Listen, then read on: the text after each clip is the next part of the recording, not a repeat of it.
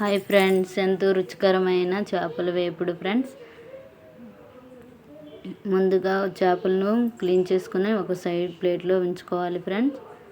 తర్వాతనేమో అదే ప్లేట్లో కొంచెం సాల్ట్, కొంచెం పసుపు, కొంచెం కారం, కొంచెం గరం మసాలా,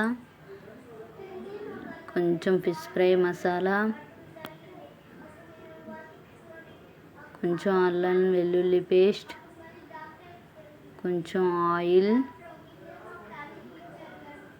కొంచెం నిమ్మకాయ లెమన్ జ్యూస్ వేసుకొని తర్వాతనేమో కొంచెం కార్న్ఫ్లోర్ వేసుకొని బాగా ముక్కలకి పట్టించాలి ఫ్రెండ్స్.